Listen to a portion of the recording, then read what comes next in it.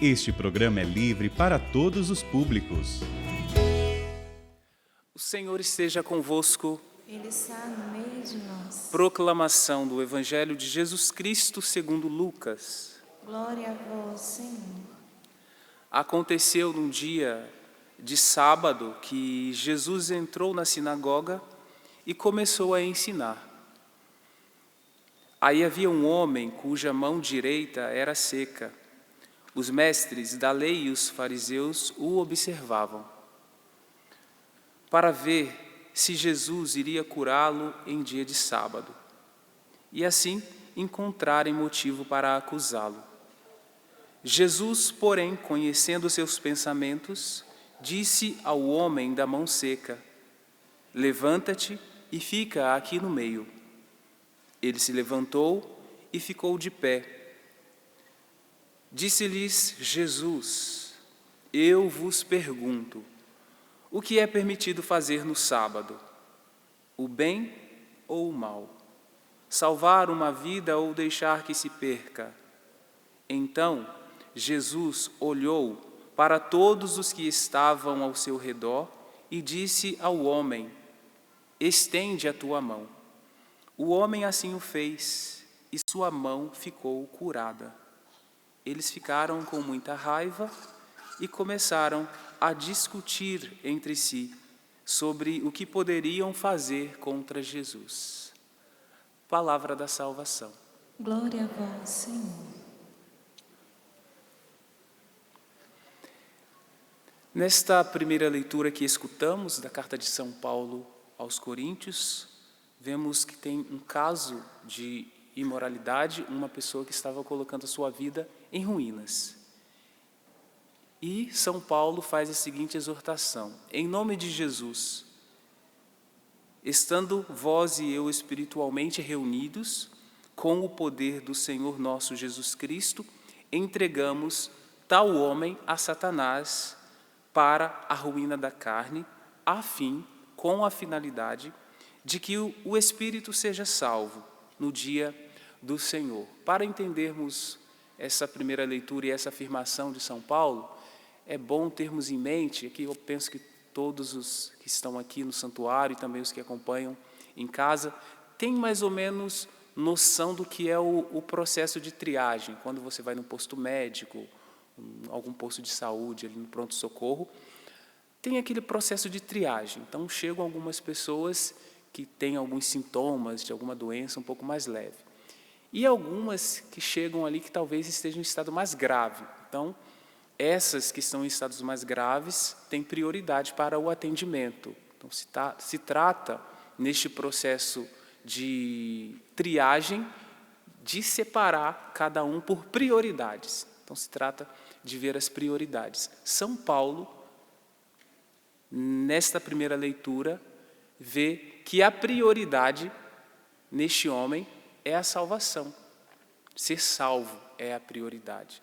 Mesmo que para isso a carne tenha que se apresentar ali em ruínas, e ele utiliza essa palavra de entregar a Satanás, mas com o objetivo de salvação, com o objetivo de que este homem seja salvo. Todos os procedimentos feitos por São Paulo têm este objetivo, porque aquele homem, nós vimos, vivia em imoralidade, estava morando com a madrasta, esse tanto de coisa.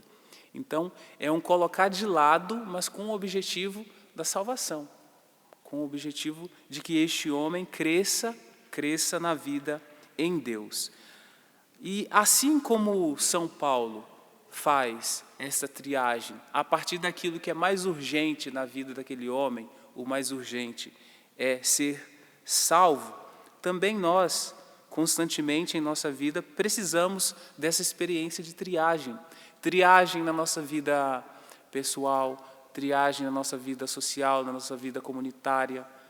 Em tudo isso nós precisamos de triagem para escolher e fazer o discernimento entre aquilo que é mais urgente, entre aquilo que é prioritário. Então nós podemos fazer uma pergunta para nós mesmos: quais são as nossas prioridades? Qual a minha prioridade? Qual a sua prioridade? Então, prioridade é a vida sacramental, a vida em Deus, a vida de oração, estar aqui participando da Santa Missa, ler as Sagradas Escrituras, são prioridades que nos colocam no caminho de Deus, são prioridades que nos colocam no caminho da salvação. Prioridades e uma triagem, certa triagem que nós precisamos fazer também na nossa vida social. Precisamos também, porque existem algumas realidades na vida social que não nos aproximam de Deus, então nós devemos escolher aquelas que nos aproximam de Deus. Se na vida pessoal é prioritário rezar, é prioritário participar da Santa Missa, na vida social também existem algumas prioridades. Então, na vida social, nós também precisamos fazer esta triagem. Assim, por exemplo, como na vida política, também, então, se nós devemos e vamos escolher representantes, nós também precisamos fazer certa triagem. Então, qual vai ser a base e o fundamento dessa triagem? A triagem parte daqueles valores que nos identificam como cristãos católicos, os valores que identificam os católicos. Então, na vida política, a triagem vai passar por tudo isso, pela doutrina, o que a pessoa professa.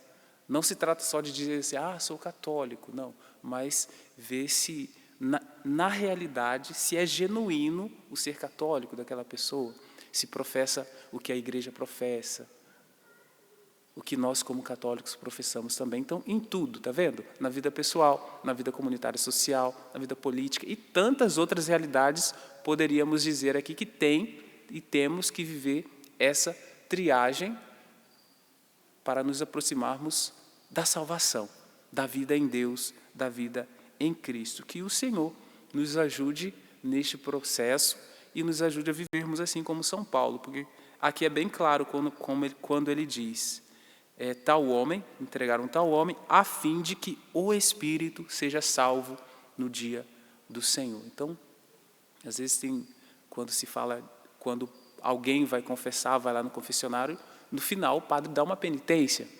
Então a penitência não é só com a finalidade de castigar a pessoa, mas o objetivo da penitência é fazer com que a pessoa seja purificada, salva e também tenha um pouco mais de consciência de que aquilo que ela fez tem consequências na vida dos outros, mas também na própria vida. E ela prova um pouco daquelas consequências na própria vida quando ela faz penitência. Tipo assim, eu fiz o mal, se ela roubou, ela vai fazer um empenho ali para devolver aquilo. Trata-se de responsabilizar-se, tá bom? Pronto, primeira leitura. Um pouquinho agora do evangelho que nós escutamos. Então Jesus olhou para todos os que estavam ao seu redor e disse ao homem, estende a tua mão. O homem assim o fez e sua mão ficou curada. Eles ficaram com muita raiva e começaram a discutir entre si sobre o que poderia fazer contra Jesus.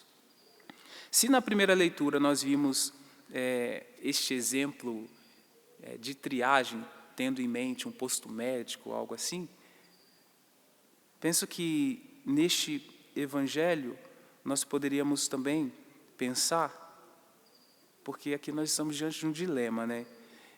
Nós precisamos fazer a distinção entre acolher e aplicar o remédio. Vamos pensar assim, já que estamos nessa metáfora, então vamos continuar.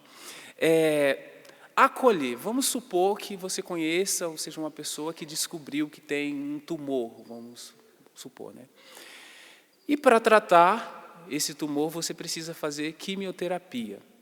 Então, você procura um hospital e é muito bem acolhido, é muito bem acolhida neste hospital. Nas melhores instalações, um hospital que parece um hotel, tudo muito moderno, ar-condicionado, troca ali o forro de cama todos os dias, e você é bem acolhido. Alimentação perfeita e tal. Descobriu o tumor, precisa fazer quimioterapia e foi muito bem acolhida lá no hospital para onde você foi.